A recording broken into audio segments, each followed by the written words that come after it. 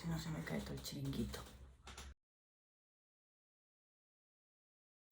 Hola, ¿qué tal? Bienvenidos a otra pildorita más de sobre cómic que estoy haciendo desde mi Patreon y que cada 2 semanas abro a todo el mundo.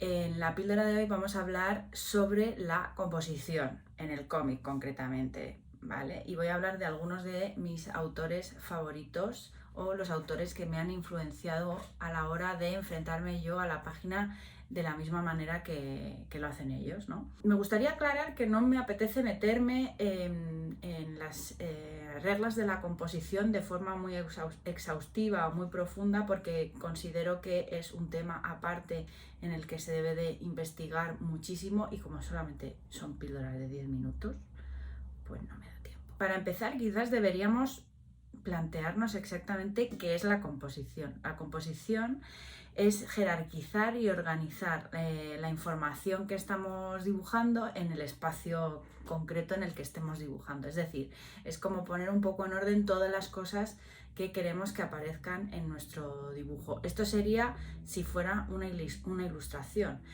Pero en el caso del cómic hay dos tipos de composición: la composición de la viñeta y la composición de la página. Es decir, cómo coloco los elementos dentro de la viñeta y cómo guío visualmente al lector para que siga el desarrollo de las viñetas hasta el final de la página. Digamos que esos serían los dos tipos de composición que hay. También hay que tener en cuenta que la composición tiene mucho de constructo cultural, es decir, no es lo mismo un artista que ha nacido en Japón que un artista que ha nacido en Europa, en Occidente, en España en concreto, por ejemplo, ¿no? ¿Por qué? Pues porque el sentido de lectura y la cultura audiovisual es muy distinta. Entonces, probablemente un japonés y un español pues no compongan de la misma manera. Sí que es verdad que hay unas, digámoslo así, leyes más o menos universales, pero porque el constructo cultural artístico se ha construido mucho en base a Occidente. ¿Qué es para mí la composición? La composición es una búsqueda gráfica y conceptual que busca reforzar el mensaje narrativo que estoy dibujando yo.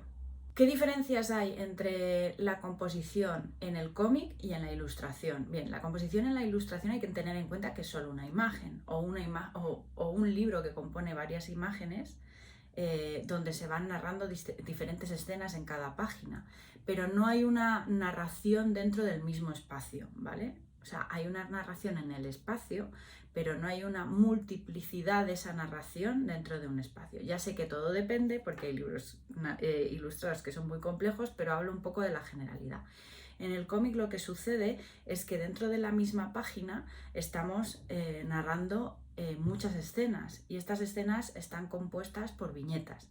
Lo que va a suceder es que la composición de cada viñeta lo que va a intentar hacer es ir guiando visualmente el ojo para ir hacia el final de la viñeta. Y esto es una cosa que a veces es muy inconsciente y a veces es consciente por parte del artista. En general suele ser más o menos consciente.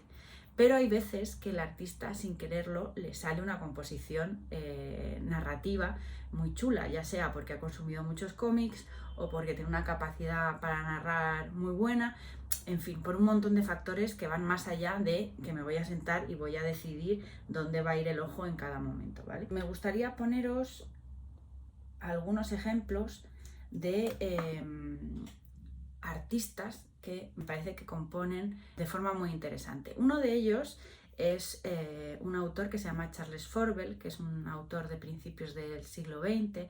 Es un autor que dibujaba en el New York Herald una serie muy chula que se llama Naughty Pete, y en la que básicamente lo que cuenta son las travesuras de un niño que a mí me da que es un poquito privilegiado, así te lo digo. Pero bueno, las aventuras de un niño donde siempre en la última viñeta acaba en el suelo por una determinada razón. Es un poco una especie de Little Nemo que se caía de la cama, pero contrastadas y con un poco de travesura, más allá de Little Nemo, que es todo como mucho más onírico. El caso es que en The Naughty Pete, su autor, Charles Forbel, hace un montón de experimentación con el espacio compositivo de la página. Es decir, usa la página como si fuera un espacio común, no donde hay la viñeta primera, la viñeta segunda y va de arriba a abajo, de izquierda a derecha, sino que usa todo el espacio para componer narrativamente las travesuras de Naughty Pete. El caso es que, como podéis ver en esta imagen que os estoy poniendo ahora mismo, podéis ver cómo el padre de Pete lleva una escultura a casa, ¿no? Y le dice que tenga mucho cuidado, se la regala a la madre porque dice que es como un ángel y tal, y entonces le dice al hijo que tenga mucho cuidado, no vaya a ser que la vaya a romper.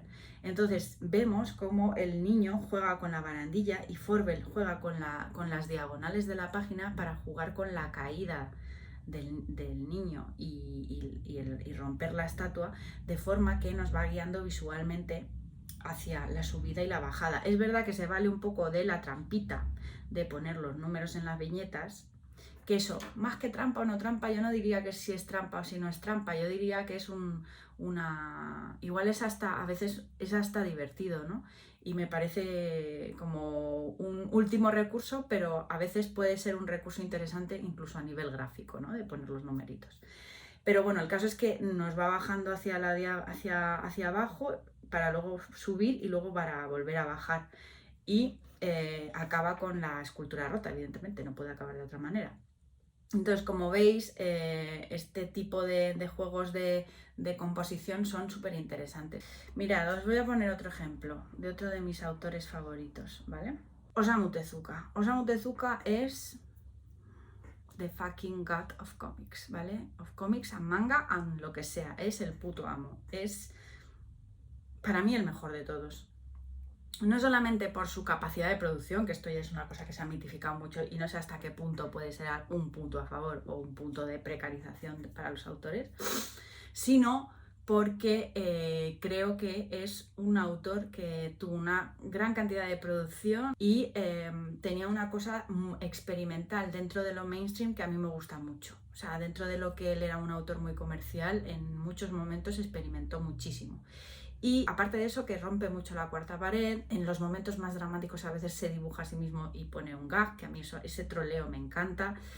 Me parece que tenía que ser una persona bastante peculiar y divertida. Hubiéramos sido muy buenos amigos tú y yo, Tezuka, tú y yo, together. Osamu Tezuka, en esta página, como veis, juega con las diagonales. Recordemos que en Occidente se lee de arriba a abajo y de derecha a izquierda, ¿vale? No es lo mismo que en Europa.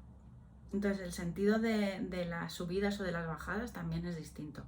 Pero como veis, aquí está el personaje como deslizándose hacia abajo de una cueva. Y para ello se vale de las viñetas puestas en diagonal, absolutamente, ¿vale? Viñetas puestas en diagonal, absolutamente, ¿vale? Entonces este tipo de juegos incrementan la tensión visual, incrementan el mensaje de lo que estamos queriendo decir. Y si os fijáis, si seguimos la ruta de las cabezas del personaje y de la información, es decir, si seguimos las rutas de la cabeza del personaje, vamos bajando y llegamos a la última viñeta, llegamos a la cabeza del personaje que directamente apunta a otro objetivo de la composición, que es un personaje que hay al fondo que está, que es una mujer que tiene algo en brazos, un niño parece, una niña, no sé. Entonces ese personaje está también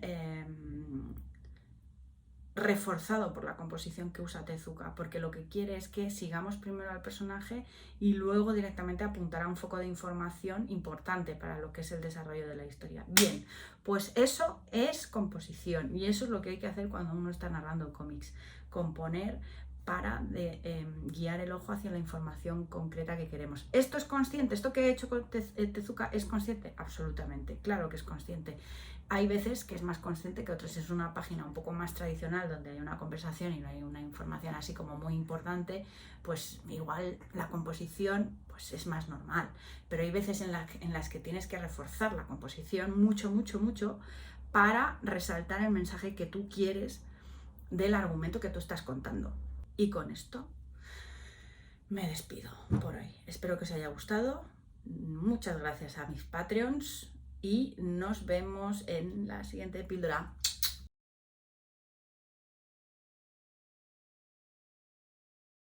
qué vas a hablar? ¿La composición de la viñeta o la composición de la página? Aclárate. A ver, ¿qué ejemplos pongo? Ahí va.